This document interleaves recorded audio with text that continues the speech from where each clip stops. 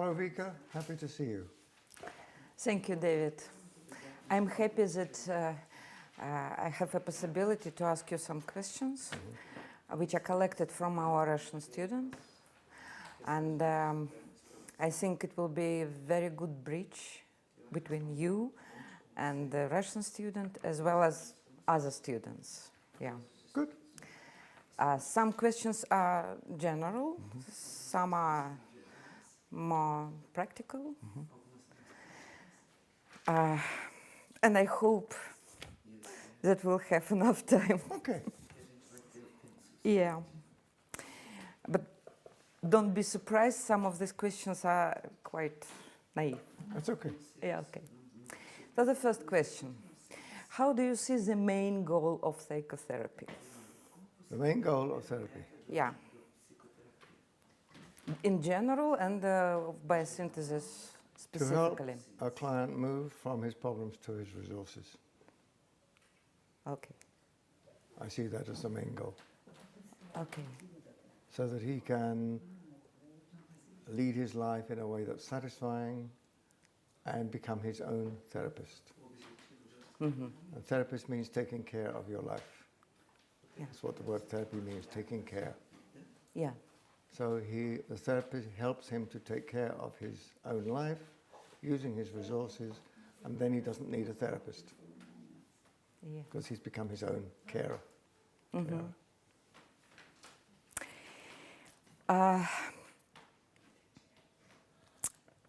How do you see the development of psychotherapy in future? What place will it take among other social institutes?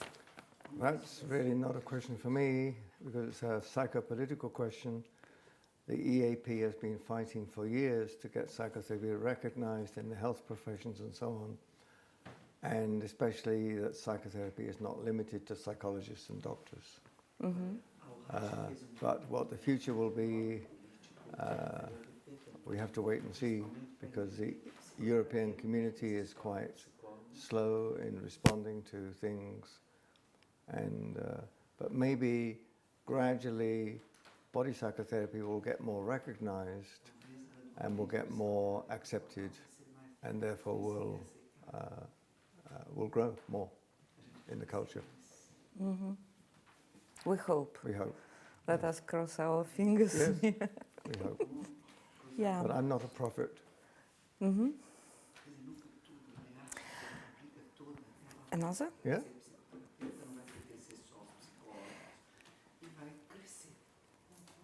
How do you see the main difference between your system and other system for body sex?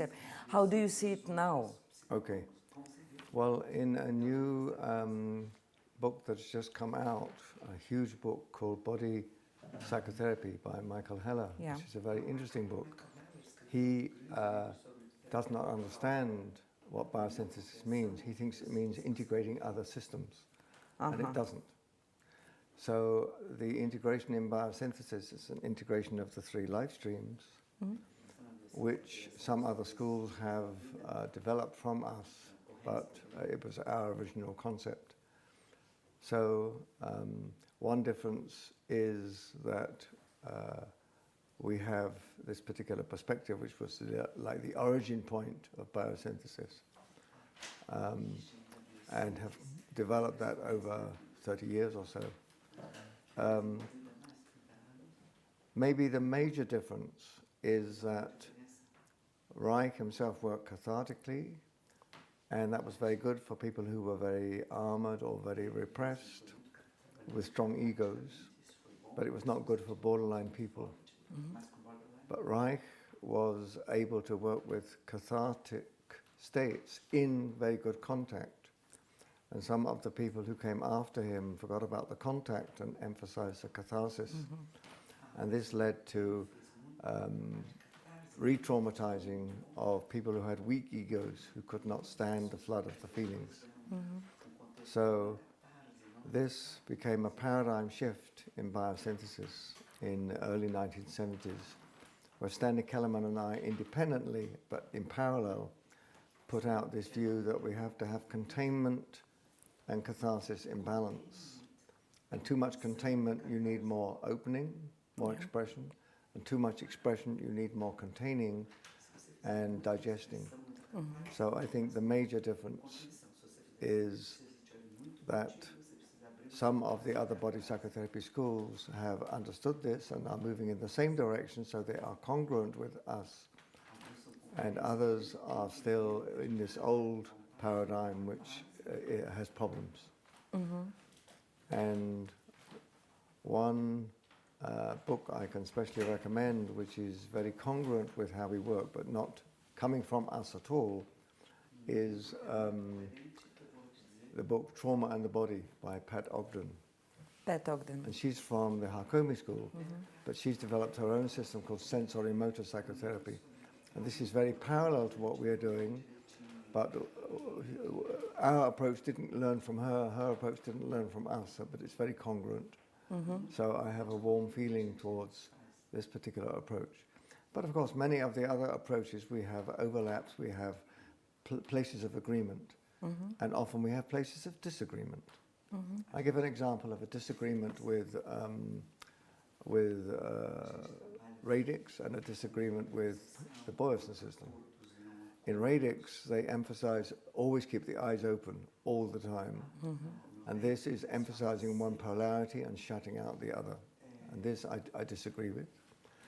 And in Gerda Boysen's work, which I respect greatly, it has many good qualities, but one aspect is that some of the therapists say when there's strong anger, close the eyes, then the therapist doesn't see the bad feelings. It protects the therapist, but it's not good for the client.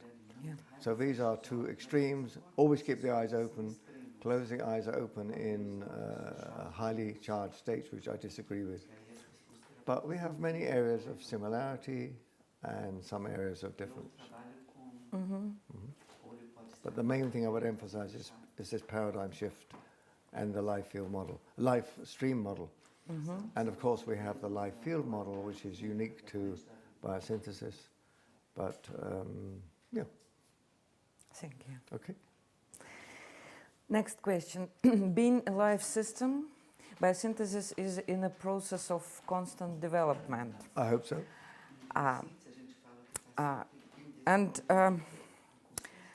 Does biosynthesis have a tendency now to move more towards spiritual and psychological psychotherapy, or more to healing work? What's the difference? I see a difference between them.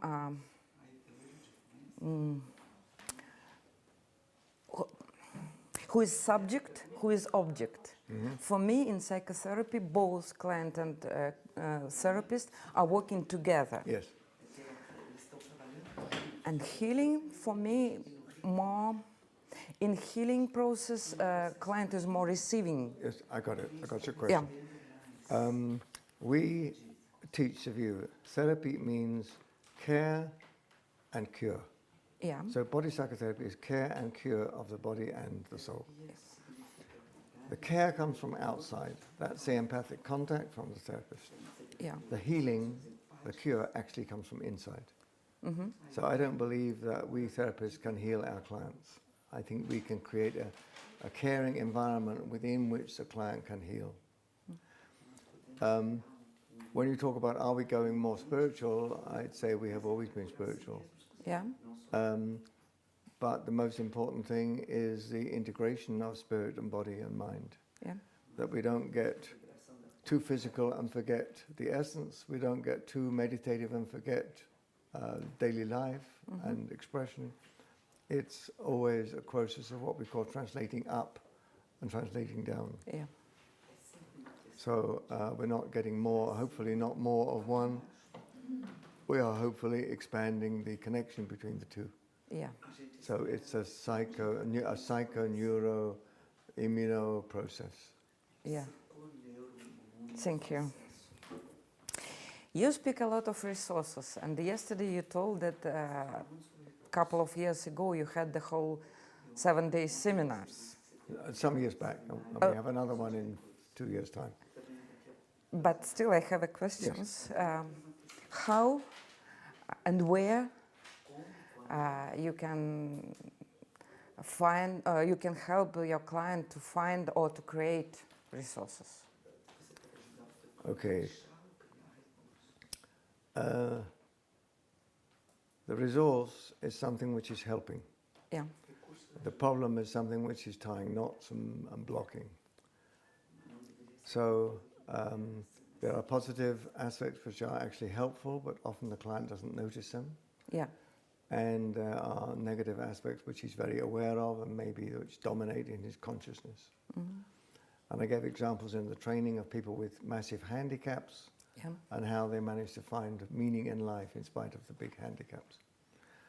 So the resources may be resources in the body.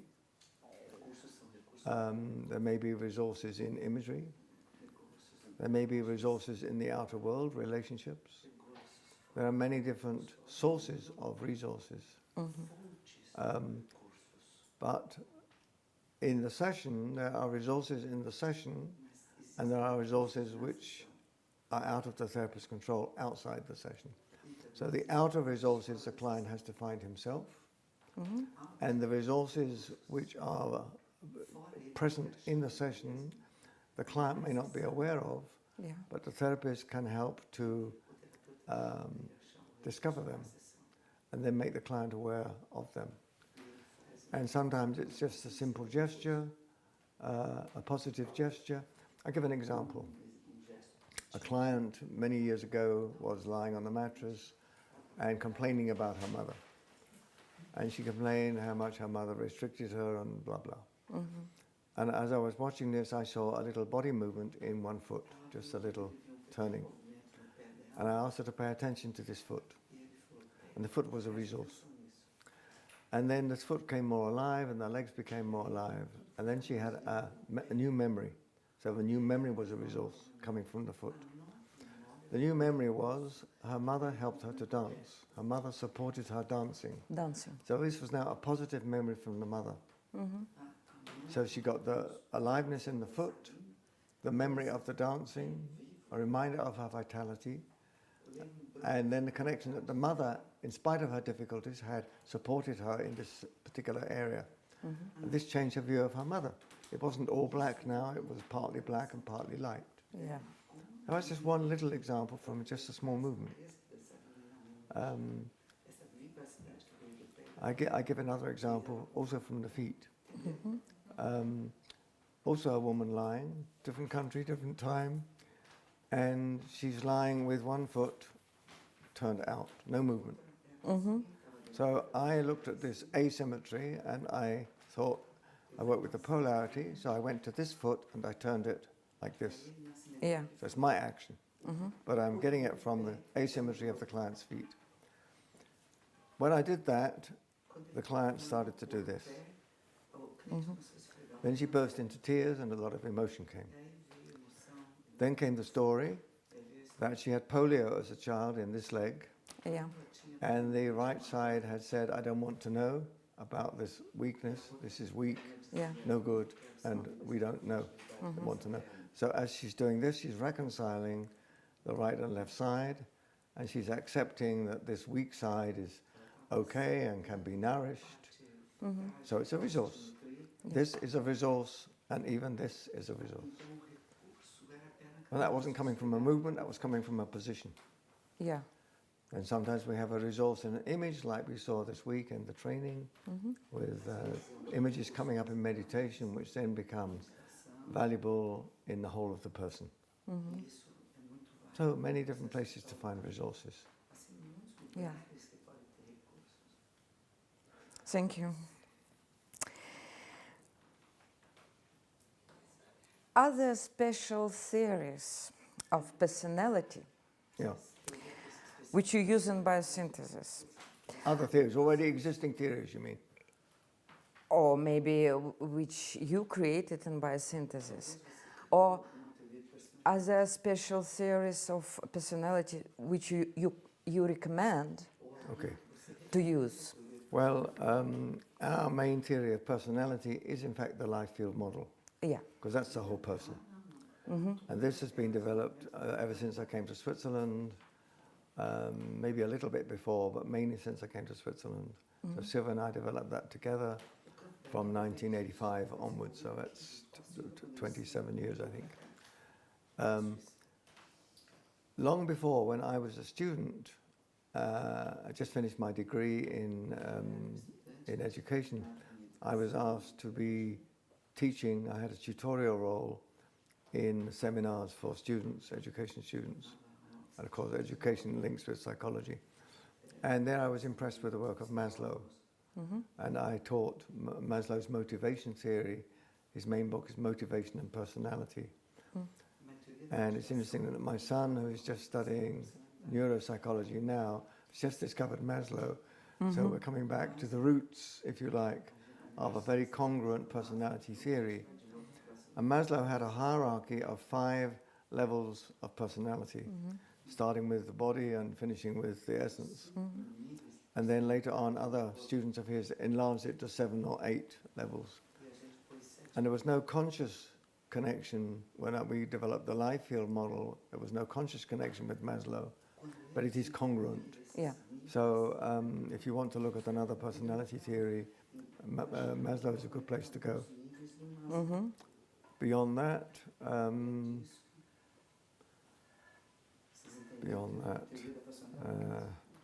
there are so many personality theories. Freud had his personality theory. Reich had his personality theory.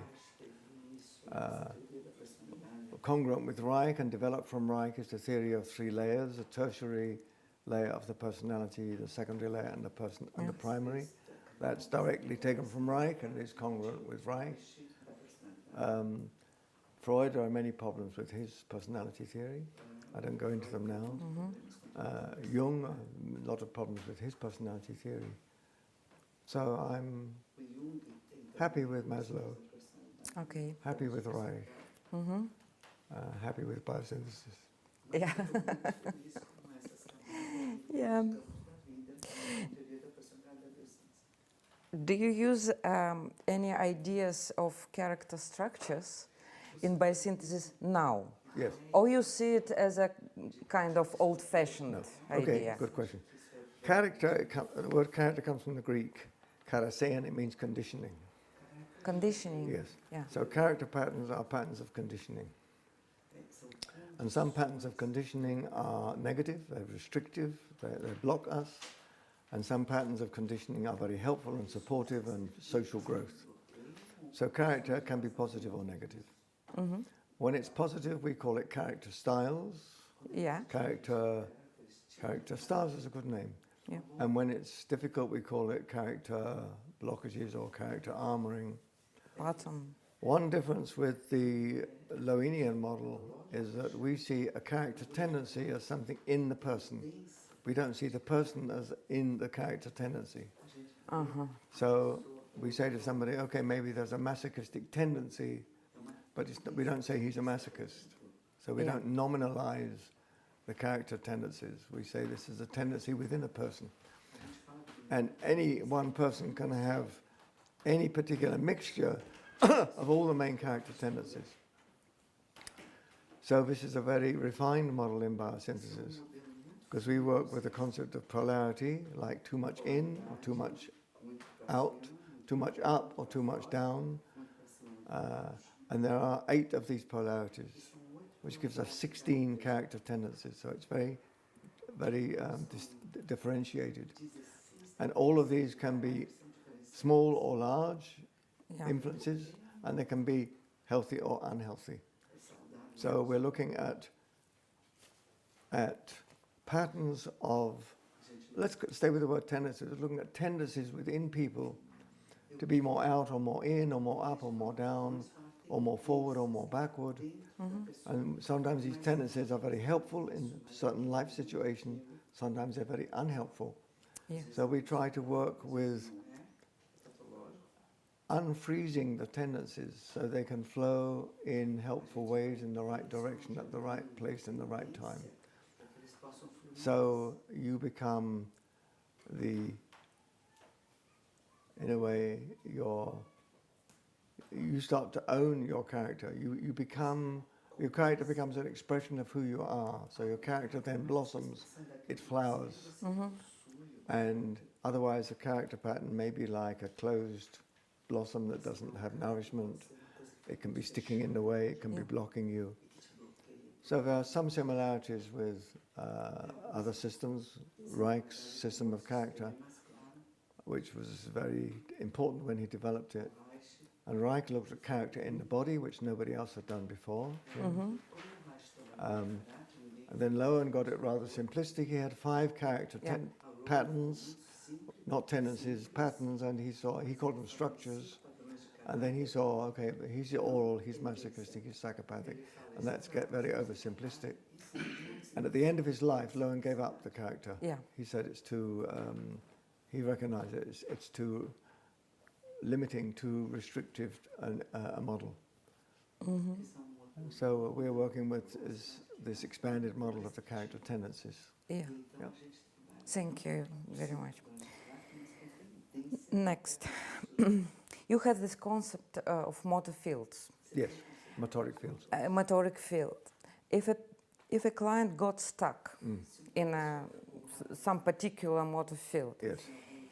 Does it necessarily mean that because of this, this client create a kind of specific muscular or visceral armor? Well, or it's not necessary? If he's getting stuck, it will be a particular kind of muscular or visceral armoring. Otherwise he wouldn't be stuck. But let's take the flexion field as one example. Yeah. Flexion field, you are closing in, you're getting smaller, Yeah. and this can be positive or negative. Yeah. It's positive if you need to get smaller because perhaps you're going to bed at night and you want to keep warm, so you flex your body. Yeah. It's got a healthy function. Or the yoga posture of the child, it's relaxing. So the flexion field can be very helpful, positive, or it can be a permanent contraction where you shrink away from expression. And then it's got this visceral armoring aspect. Yeah.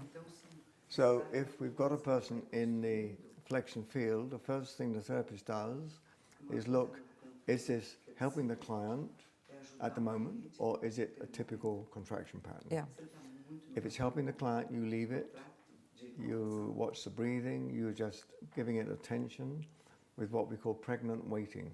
That means sooner or later it's going to emerge the other way because the client is in good contact. So it's a contact high flexion field. Or you look at it and you realize it's a contact low flexion field. The client could stay there for the rest of the session. Yeah. And then you're trying to help him in various ways to unfreeze the flexion and get more expansion, more the opposite side. Okay. So that's true with all the fields. Yeah. Okay. But you do that gently. You don't force him into the opposite. You're trying to gently invite the client to take the risk of what happens if he undoes a bit of the flexion and gets a bit more expansion. So it's invitation. Step by step, invitation. Yeah. But that's the direction your therapy is trying to go. Yeah, if he's stuck in one of these motoric fields. Yeah. What is special in therapeutic contract in biosynthesis? The contract. If we compare it with the contract in other approaches, what is special for biosynthesis? I don't know that our contract is especially different from other people's contracts. The basics of a contract are the therapist gives his time, the client pays for the therapist's commitment of time, and there are certain ethics. There's an ethics of the relationship. The ethics are visible to the client, so part of the contract is the right to say no to touch. It's not that you have to be touched. So the contract is there to protect the therapeutic relationship, give it a secure frame. I don't know that anything especially different. Maybe the main difference is touch, because therapists that don't work with touch don't need a contract about that. And when I say contract, I don't necessarily mean something written. I mean an agreement. Yeah. So because touch is frightening to some people, it's very important that the client recognizes as an adult early in the therapy that touch is an option from the therapist, but the client can always say no. And what I have found in practice is that many times when a client says no to touch, I say to him, which kind of touch do you not want? And then we detotalize it. Then maybe the client says, I don't want any touch on the front, on the back is fine. Okay. Then he says yes to some kinds of touch. So he sets the conditions. So in that way, he makes a kind of contract. And I have one classic example about this. A woman who received very light touch from not a biosynthesis therapist, another system. The light touch was in principle very good, but for this client, it took away her boundaries. Yeah. Then she went pre-psychotic.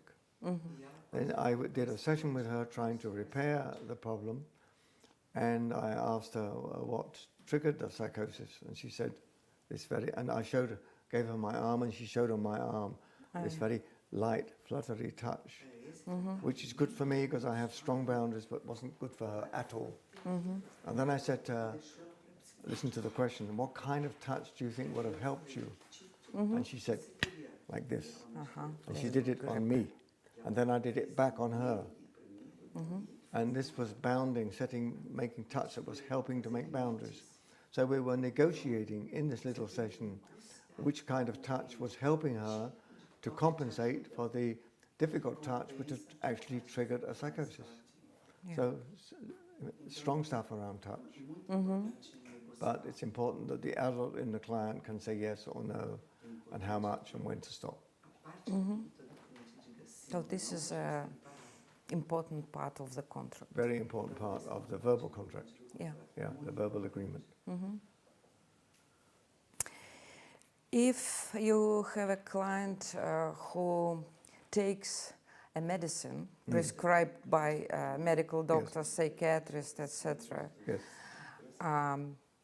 We have to take into consideration that all his reactions Yes. are affected by this. Yes. Do you work together with this medical doctor or what? I'll give an example of there where a client had some kidney problems and she was on some medication from the doctor. Yeah. And when I find examples of that, I always say, is there anything the doctor says you should not do, or any advice the doctor gave you to avoid something? Yeah. And then I go rather carefully with these medical conditions. Same with migraine, same with other physiological conditions that are treatable by doctors, mainly usually psychosomatic complaints. Yeah. And then I ask the client, what does the doctor tell you, what you should do or not do? Especially if we're doing standing work and somebody has a back problem, then we're going very carefully. What does the doctor say is possible and not possible? What does your back say is possible and not possible? Yeah. So it's a kind of dialogue, not directly with the doctor, but indirectly with the doctor through the client. If a client is taking antipsychotic kind of pills, like whatever it is, stuff rebalancing the emotions medically, that creates a lot of difficulty. Yeah. Because if, for example, somebody is depressive and is on antidepressive medication, then you're not going to probably get to crying, and the emotions are reorganized by the chemistry. Yeah. And this can make it much more difficult for the therapist to work.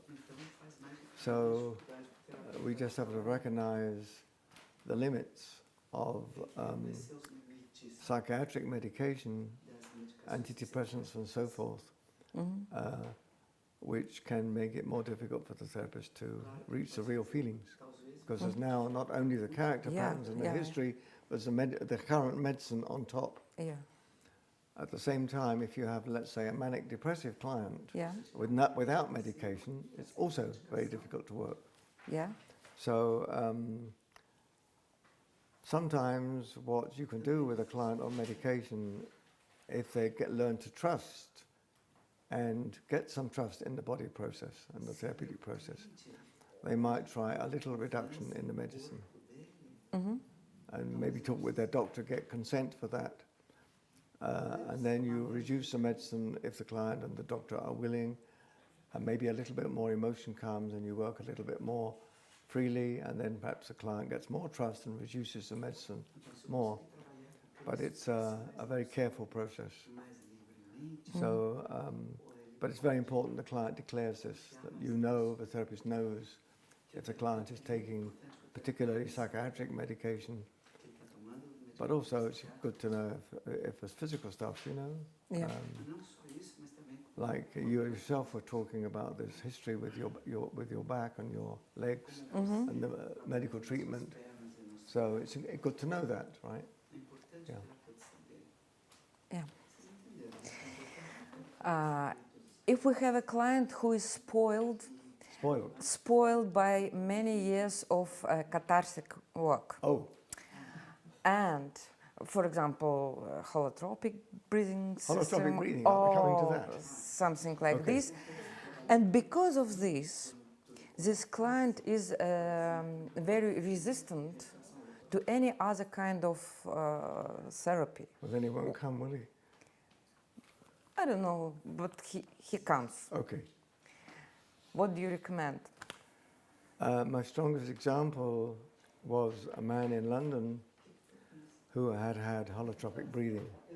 And he got hyperventilating, and he couldn't get out. And he was in a 2-day group with me.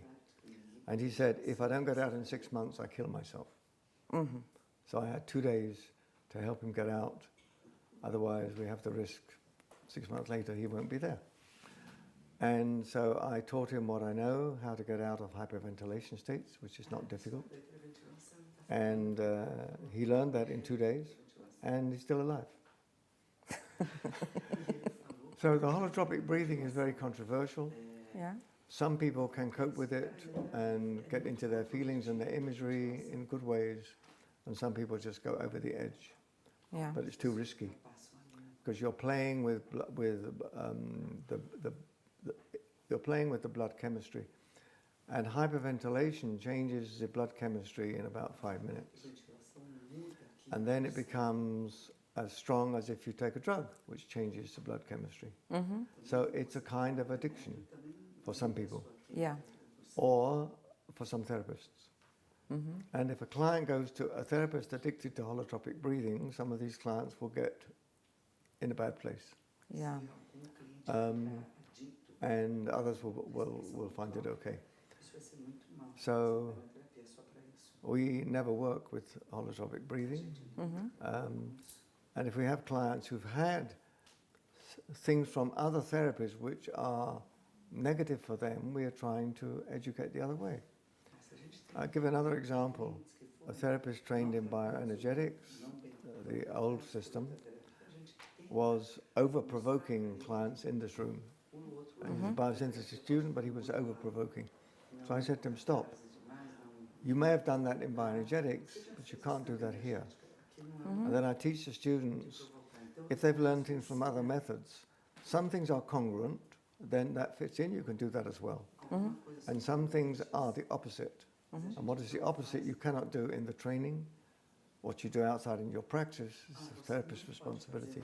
But the client can't practice in the session on my students a method which is the opposite of what we teach. If it's congruent with what we teach, no problem. Years ago, I was in Denmark, and I had Grof's brother-in-law in my group, the brother of his wife, in my group as a biosynthesis 4-day group. And we had an argument in the group about holotropic breathing. I said my stuff, he said his. That's okay. I said, you have your opinion, I have mine. But then what he did was, when they made the small groups of 3 or 4 people, they went into the upstairs, one of the upstairs bedrooms. It was a residential group. Yeah. And they worked for 3 hours with one of the group members doing holotropic breathing. She got in a crisis. Next day, I have to deal with the crisis. I said to him, listen, you can have a different theory from me. That's okay. But if you practice the opposite of what I teach in my group, you don't belong here. So this is one of the very few people I threw out of the group. Stanislav's brother-in-law, exit. And then we had to repair this woman who was all over the place. Yeah. So this was a little bit, maybe a lot with your story of somebody who had to I won't go into it. Okay. Yeah. Sometimes we discuss with our clients different rights. Rights. Right to exist, Yes. right to express their needs. Yes. Have you ever discussed with your client the right to die, right for death? Okay, very interesting question. Very important existential question. I'll give you an example of the strongest way this came up for me in a moment. But this, of course, is a political issue. It's an exit strategy in Switzerland, which is legally possible to help somebody who wants to die. But in terms of clients, of course, I don't want my clients killing themselves. Of course. It's not good for my reputation. So this is part of the contract. Yeah. That if a client has suicidal feelings or suicidal wishes, the contract is you don't act them out while the therapy lasts. If you want to take your life, first you end the therapy. Then you take your life. This is part of the contract with a person who is showing suicidal tendencies or feelings, images. The strongest example I have is in London years back. A woman came to me and she said, David, I want to have therapy with you. And I said, what is your main issue? She said, I want to kill myself and everyone is against me. This was the opening sentence of the first meeting. Nice. Nice. And the reason she wanted to kill herself was that her boyfriend had just jumped off the cliffs. Jump up. Off the cliffs. And he was one of 6 clients that year of another therapist, nothing to do with biosynthesis, who somehow was over giving the signal of your right to die. So 6 people had taken the message from the therapist, it's okay to die, and 6 clients of this therapist had gone. And if this client went to him, she would be the 7th, no doubt. So lucky she came to me instead. So here's a dramatic example of the wrong way to help the client to recognize the right to die. Then I said to this woman in the first meeting, I recognize completely your wish to die. But while you're alive, let's work. And then I suggested to her, because the reason she wanted to die was the loss of the boyfriend, she wanted to join him, I said, I'd like you to write him a letter. And if you're willing to send me a copy of this letter so I could tell you my feelings about it. So I had my session in London 2 weeks before the next session. And then in between came a letter to the boyfriend, maybe 1 or 2, and I would write back with my feelings as David about her feelings towards the boyfriend. So there was a contact circle. And then when we came to the next session, I could work with the body a little and talk about the boyfriend and the letters and so forth. And then she said, well, I won't kill myself yet. I wait a month. And then we went on with these letters, and then it became 3 months. And finally, she decided to live. To live. To live. Yeah. But it was a delicate process with these letters, and only a session every 2 weeks, and the strong wish to join the boyfriend, which was like a symbiosis, pulling her into the next dimension. So I had to work with the right to die, but the possibility to live. Yeah. And what was the resource? The resource was the letters. Letters. The letters of which she could write to him and then share, because he can't write back, and share what she had written with a third person who could give her some feelings, as me. Right? Yeah. It's a very tricky process, but that was the strongest I got with the suicide wish. First session, first sentence. Everyone is against me because I want to die. Yeah.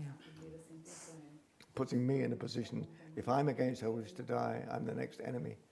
Yeah. And if I'm with her wish to die, I could be like the other therapist. Yeah, you will give her permission. Yes, exactly. So I'm negotiating this very tricky space between the right to die, which everyone has, and the possibility to gain other resources which make it valuable to live. And that's what she did with me. Yeah. Do you work with couples?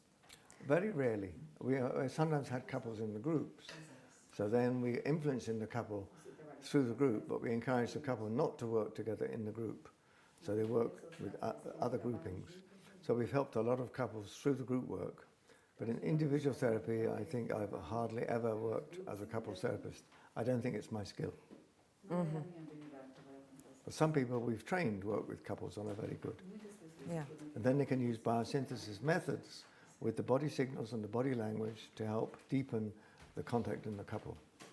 If they're working with the couple and one partner is talking to the other, then the biosynthesis therapist can use the body language to deepen the meaning of what's going on. Then the therapist is a translator between the couple. But it's not my particular skill. I haven't done that. And do you work with group dynamic? A group dynamic, yes. But the problem with group dynamic, our groups in our teaching groups are usually over 20, 24 is the standard. And that gives you maybe, what we said the other day, 600 different relationships. So you'd need most of the year to work with the dynamics in a group of 24 people. Yeah. People who really work with group dynamics will work with much smaller groups.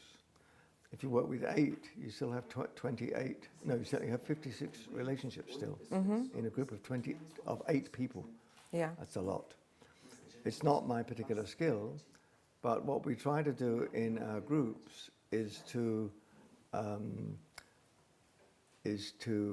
work in a way that the contact with the deeper part of oneself, the heart contact, is nourished early in the group.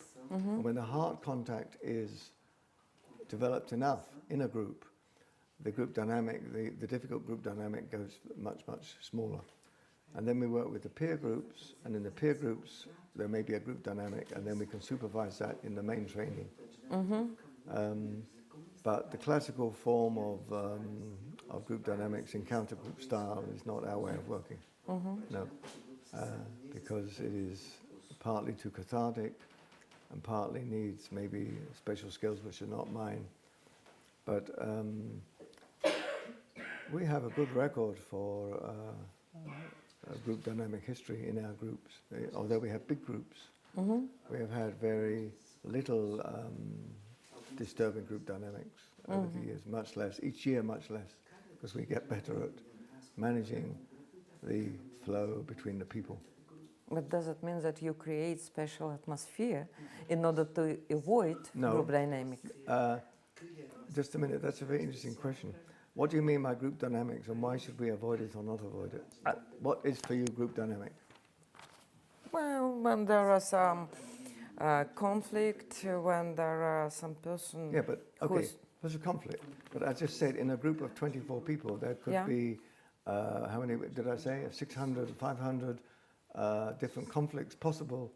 And how much time would you need to deal with that? You take the first one, you take the next one. To work with group dynamics effectively, you need small groups. Yeah. Basically, maximal 12, better 8. Then you can work with group dynamics. And then usually people who work with group dynamics are working with emotional expression between person A and person B.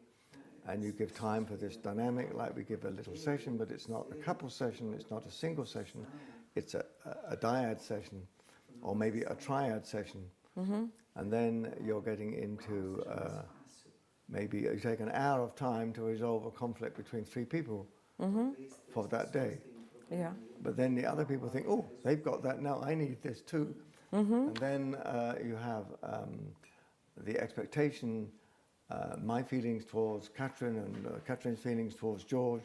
We have to make room for that in the group. And then theory goes out of the window. Individual bodywork goes out of the window. Yeah. It's a question of where you put your preference. But some people who work with group dynamics do so very effectively and help people, and that is their main tool.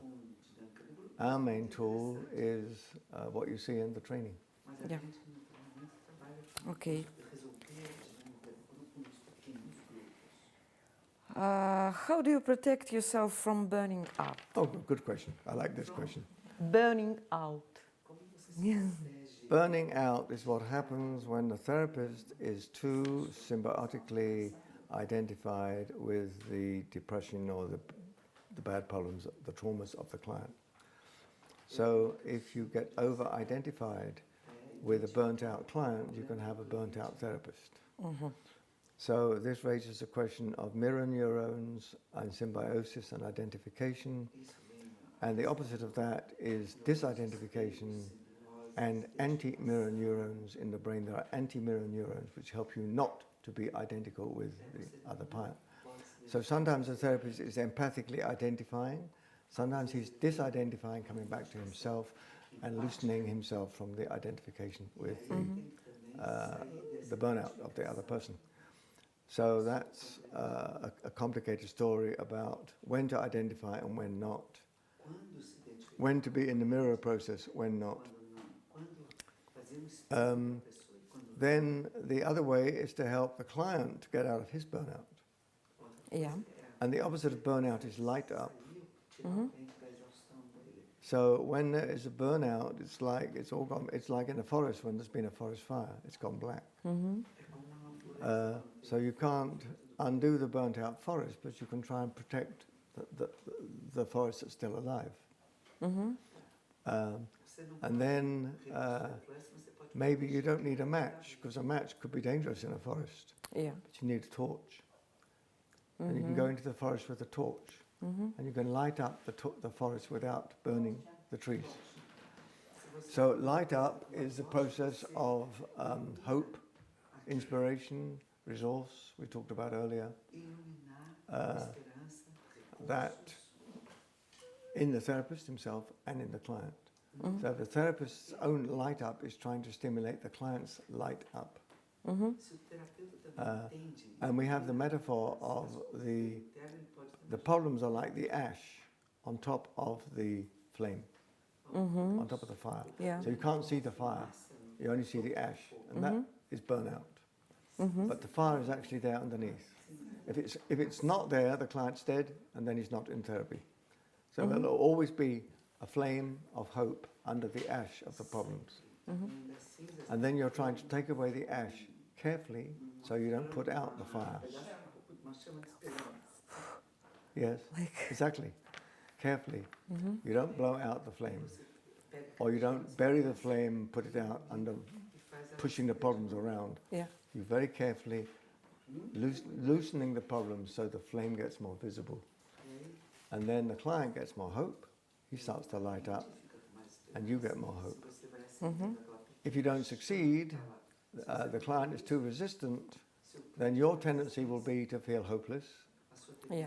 And then you need to go through the process of disidentification. I did what I could, now it's up to him. I help him next time, it's still up to him or her.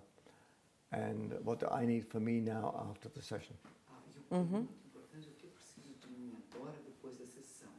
And maybe it's important that the therapist, if he's got 20 clients, doesn't have 20 burned out clients. Maybe you can get a selection. Yeah. Selection. Maybe some clients are traumatized and other clients is a different kind of history, and some is maybe long term and some are short term. Try and get a balance so you haven't got too many clients with the same. Let's say, if you're a therapist, you don't want 20 depressives. Yeah, hopefully. Hopefully. Yeah. If you're a group leader and you're working in an alcoholic center for alcoholics or drug addicts, Yeah. then there is a big risk of burnout. Yeah. Because you've got a whole lot of people with the same problem, and you've got group time and not individual time, which makes it harder to work. Yeah. And then it's like working on the coal face. And we had many people who worked with drug addicts or alcoholics in a center, and maybe 5 years, and then they had enough. And then they changed, gave up the job, did something else with normal clients. So it's a question of self-protection. Yeah. Yeah. I know, we know that you are writing a book. When? Three books. When we can read them? When they're finished. So. One book is on trauma. Trauma? Trauma. It needs revising. It's written, about 12 chapters, it needs revising. One book is on biosynthesis. It has 7 chapters, one for each life field. That's about 500 pages. That's massive. That's got needs 1 more year, I think, working on, and then it can start to go to the publisher. The third book is more on the basics of body psychotherapy and biosynthesis. What is the aura? What is meditation? What is character? What are life fields? It's more basics. Yeah. What is psychosomatic?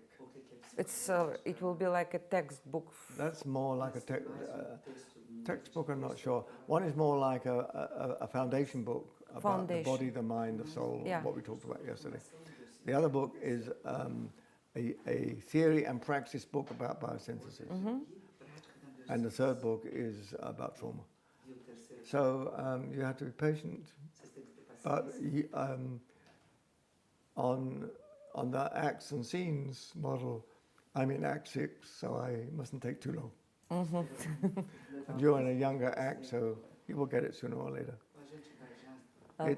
It's a life's work, end of a life's work for me to complete this. And then, of course, it will come out first in English, which is okay for you. And then it's got to be translated. The translation has to be checked. That will be quite a process. And then it will come in German. Once it's in English, it can go to Portugal and somebody can translate it to Portuguese. But translating, it's altogether, it's about 1,000 pages. Translating 1,000 pages is not happening in one night. Sure. But the English version should be available of at least one of these, maybe in 2 years' time. It's starting to move. Yeah. The main work of the writing is off my back now. Yeah. Yeah. And the last question. Another question. Last question. How do you rest? How do I rest? Yeah. How do I rest? Do you have any hobby or yes, your favorite time? Yes. How do I rest? I rest my body by lying down. And now I'm getting older, I take a rest midday, which I never did before. And this feels very good. It's just about an hour, and I usually sleep in that hour. And that's very good for me, and I have a feeling each hour I sleep gives me an extra day of life. So I feel very good with this short sleep midday, but it's out of my character. It's totally out of my character. Mentally, how do I relax? By doing what I like to do. So read a new book, or look at a new film, or have a new conversation, have an interview. This is relaxing. Take a walk in the sun. Do what somebody was talking yesterday about in this group, about what I need, what I want. Who was this? You were there. What I need, what I want. Was it Yogi? What I need? Vani. What I need, what I want, what I must. Yeah. Right. So I try to get less of what I must, more of what I need, and more of what I want. Yeah. And I'm succeeding. What? I'm succeeding. So we have a very good balance. Now I have a very good balance between hours I work, hours of relaxation and so forth. It's very good for me. I'm having enough rest, enough nourishment, enough. Yeah, it's going well. But what if I tell you, when I was in London, I used to work in the school. I was a teacher, 5 hours a day, 5 days a week, 40 weeks a year, normal school, full time. Yeah. But on Saturday, I would work as a therapist. And I worked 12 hours. 8 in the morning, 8 in the evening, no lunch. This was a lot. And now how did I relax with that? I came back on the train, 2.5 hours, had a lovely meal. In the train? In the train. Yeah. Sunday, no work, no therapy, no children. Monday, back with the children, a lovely rest from therapy. Saturday, away from the children, a lovely rest from children, for therapy. So the alternating was relaxing. Yeah.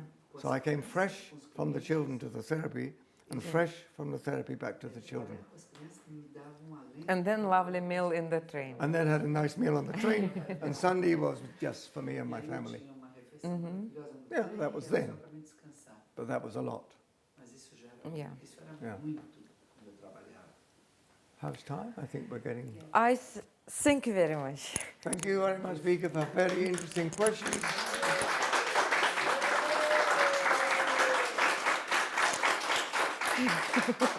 I hope very interesting answers. Yeah, it's very interesting. Thank you very much. Thank you very much. Did you manage to translate? Because I was in a hurry. It was fantastic. Because I had a lot of background. It was fantastic. I heard it in the background. You know, professional translators translate for 20 minutes and then stop. You did it for an hour. It's great. Oh, thank you very much. It's good. Yeah.